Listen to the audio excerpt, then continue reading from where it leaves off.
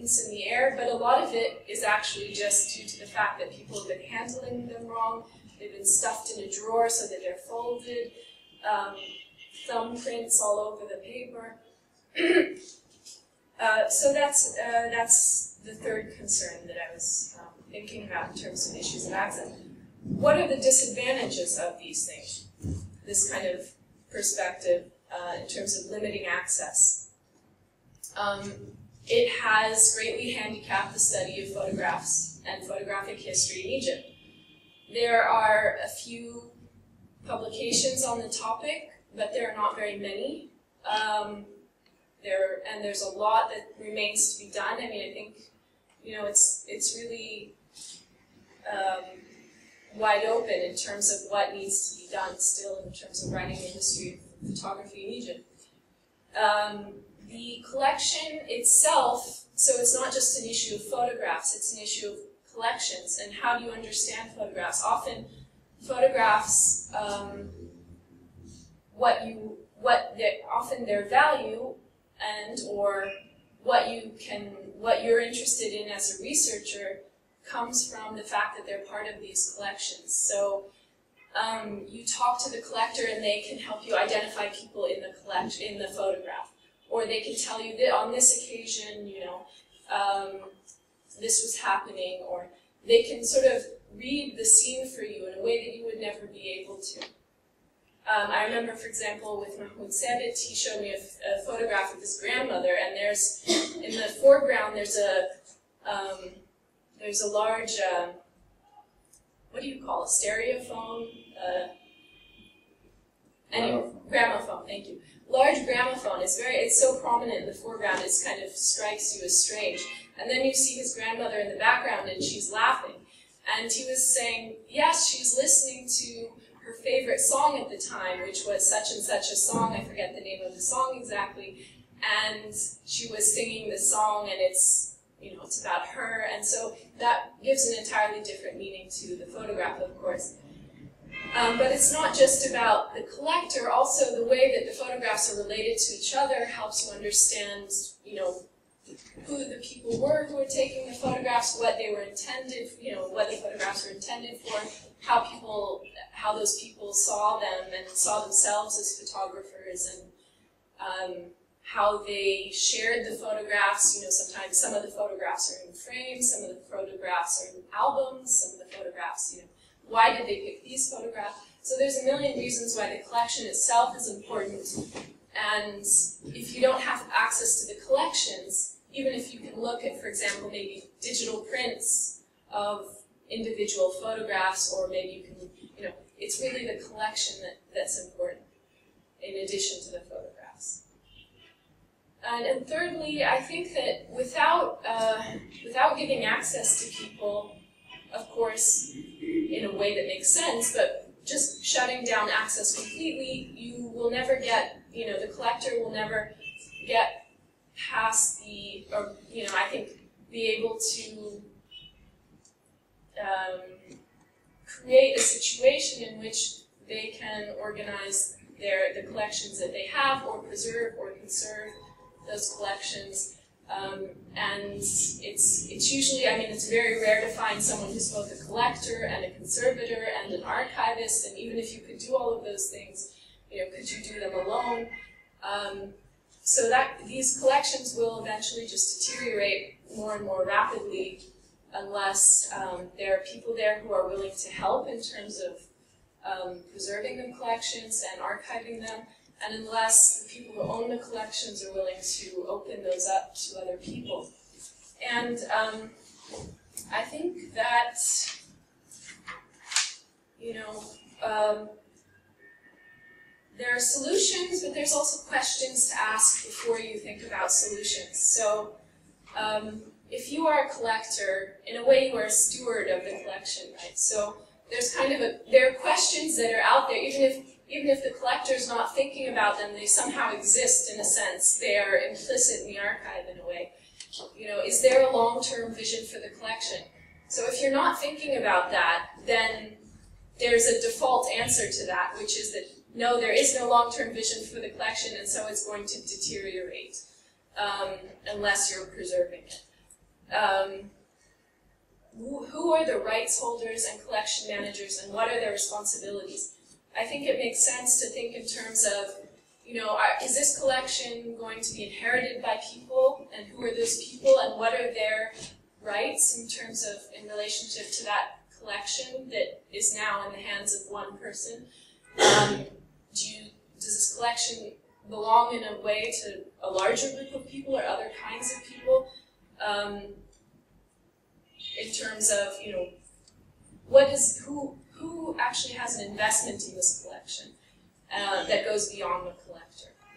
And also, who is then, in a practical sense, responsible for taking care of it? So if the collector is not able to do that entirely on their own, who is, and what are their responsibilities, and what are the limitations around their responsibilities and their access? So sometimes it makes sense to sit down, and if you're going to work with someone, to be very clear from the beginning. These are, this is what you're going to be responsible for, this is what you're not responsible for, this is what I'm responsible for, and, this is what you can and cannot do, and just draw sort of boundaries around certain kinds of the activities, so that, then that's a way of facilitating getting things done, I think. Too often you wade into the situation and it's overwhelming and there's a million things to do, and the collector is overwhelmed and the person helping is overwhelmed, and it's important to sit down and talk about responsibilities and limitations. And then to think about how a framework for access could help preserve the collection. I think that's, what will happen to my collection in 20 years if I don't do anything? What will happen to my collection in 20 years if I do X or Y or Z? And then what kind of institutional framework, if you're interested in an institution, how much do you want to formalize the framework within which the archive exists in relationship to allowing people in? So, do you want to go to the level of creating a foundation for the archive? Do you want to have, or do you want to just have, for example, a page so that when a researcher visits, if you're interested in that, it says, again, what they will do, what they can do, what they can't do, and then they sign. There's a way I think of that formalizing certain procedures and institutionalizing collections allows for greater control. So you don't have to, worry so much about some of the things that, might drive you away from the idea of access. It allows you to control who comes, what they're supposed to be doing there, what you know about them, etc. And it allows you to create, to support this kind of, the idea of a long-term vision for the collection. And so I've talked about access policies. I think it's a really complicated question about sort of what are the solutions to the situation of either public or private archives in Egypt. And I personally think that there's the solution in terms of preserving either both private and public comes down to the same thing. And that when I was speaking to Ibrahim before, he made the point that, which is very true, that people tend to trust institutions or formalized bodies more than they trust individuals. So if you're just a single person, you come and you say, I want to do research, or I want to help you preserve your collection, people are less likely to let you in.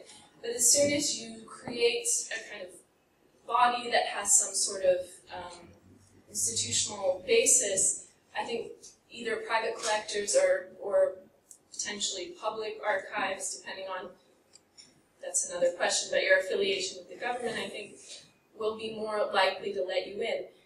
What could such a group do? If you had a group of people who were specialists, there could be sort of like a, emergency team that drops into the archive and works with the people in the archive on preserving, on identifying what's there, on archiving what's there, on creating a digital repository for everything that's there. I mean, I think that it would have to be something. I mean, this is a conversation I've had in terms of many kinds of archives with Heba and others, but it would have to be. I mean, the issue of funding gets sort of difficult then, because those people, are they going to be working for free or not? You know, are they going to be paid, and then who's going to be paying them? And it's a really tricky question. There's still lots of loose ends, but in my opinion, there should be some group that is composed of specialists in different areas related to archiving and conservation that can be invited, or you know, people can apply for them to come and work on their archives, and that this would be a way of somehow helping the situation. And it's a very, I mean, it's kind of a, I think it would have to be a loose group also, sort of something that's very flexible and can adapt to different kinds of needs, and is not about its own, you know, is purely devoted to other people's collections. So this is the only ideas for a solution that I, in terms of, you know, how to improve the state of private and perhaps public archives in Egypt. And but maybe I think we should open it up and take questions. Thank you.